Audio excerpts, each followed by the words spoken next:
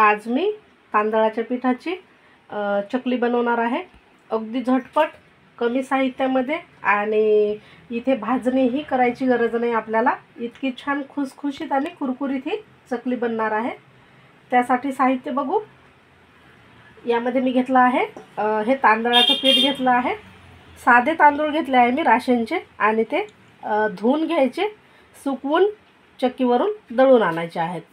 तर इथे मी या वाटीचं प्रमाण घेतलं आहे। या वाटीने 4 वाटी पीठ घेतलं आहे। यामध्ये टाकायचं आहे पाऊण वाटी बेसन पीठ, म्हणजे हे चणा डाळीचं पीठ टाकायचं यामध्ये। यामध्ये मसाले टाकायचे आधी आपण हे याच वाटीने अर्धा वाटी तेल टाकायचं आहे। इथे आपण हे तेल गरम करून घेणार आहोत। एकदम कडकडीत असं गरम करून घ्यायचं। इकडे पाणी मी कोमट करायला ठेवलं आहे, कारण आपल्याला हे पीठ कोमट पाण्याने मळायचं आहे। तर आता यामध्ये आपण सुके मसाले टाकून घेऊ। सर्वात आधी लाल मिरची पावडर टाकायची आहे। लाल मिरची पावडर तुम्ही कमी अधिक करू शकता।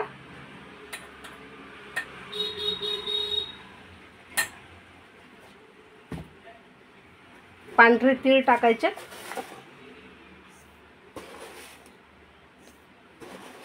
छोट्या चम्मचनी 4 चम्मच एवढे पांढरे तीळ टाकायचे आहेत।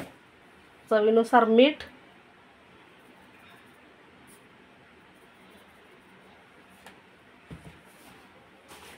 ओवा थोडासा हातावरती चोळून टाकायचा आहे, स्वाद छान लागतो।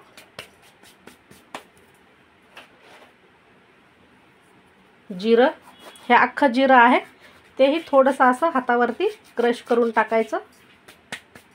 आपण जिरे पुडही टाकणार आहोत यामध्ये।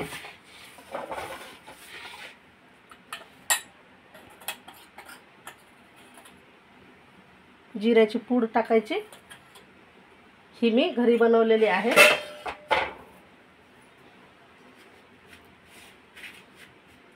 मिक्स करून घ्यायचं छानपैकी।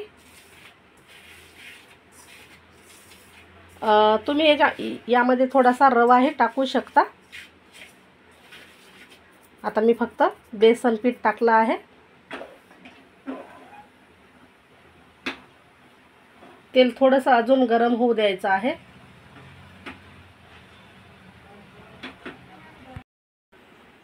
तर तेल तुम्ही पाहू शकता छान असं कडकडीत झालं आहे। ते टाकून घेऊ।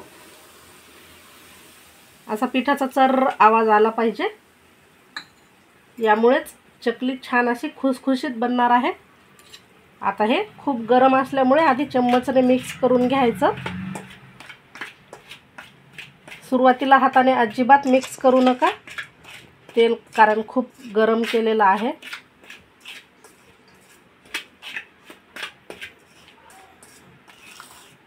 पीठ जेव्हा घेतो आपण ते चाळून घ्यायचे आधी।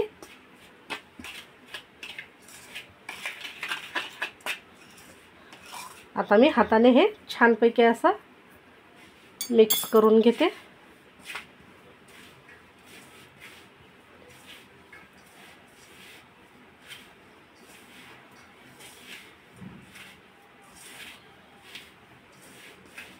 यामध्ये हळद नाही टाकायची, कारण चकलीला रंग खूप छान येतो।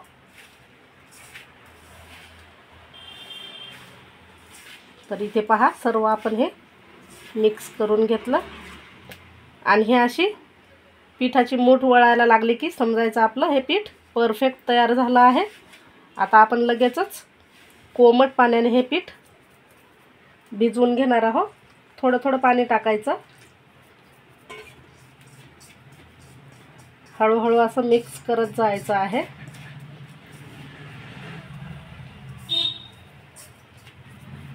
तर आता हे जास्तच गरम लागत आहे, मी आधी चम्मचने मिक्स करून घेते।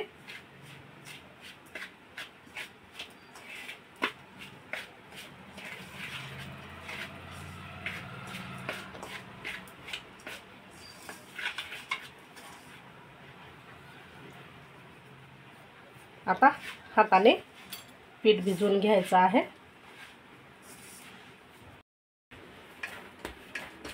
तर आपण हे पीठ असं छानसं मळून घेतलं आहे.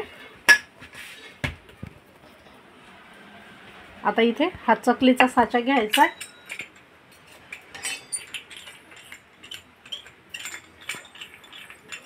साच्याला तेल लावून घेणार आहे.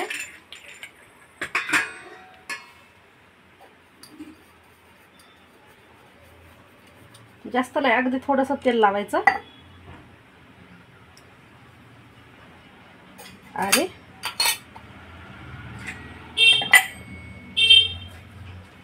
या पिठामधला थोडासा गोळा घ्यायचा आहे पिठाचा. साच्यामध्ये भरायचा. चकल्या पाडून घेऊ आपण.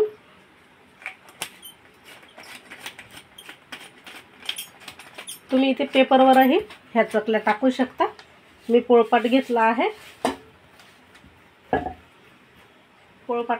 पोळपाटालाही थोडंसं तेल लावून घ्यायचं, अगदी थोडंसं.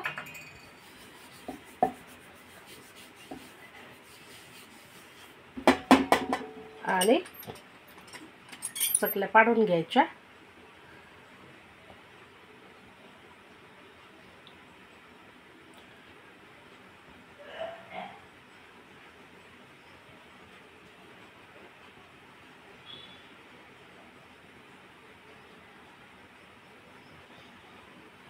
परत एक दाखवते.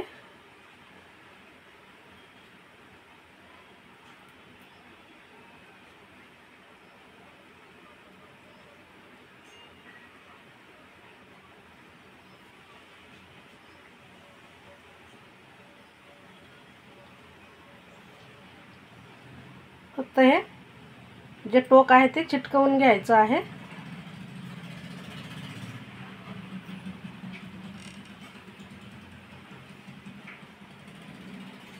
तेल गरम झालेलं आहे. आपण ह्या चकल्या हलक्या हाताने टाकून मस्त अशा तळून घ्यायच्या आहे, खुसखुशीत होईपर्यंत.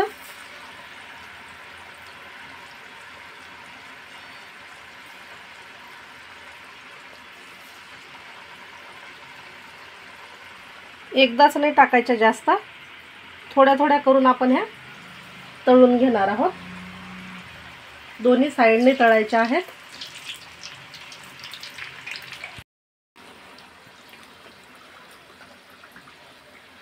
तर असा गोल्डन रंग येईपर्यंत ह्या चकल्या तळायच्या आहेत.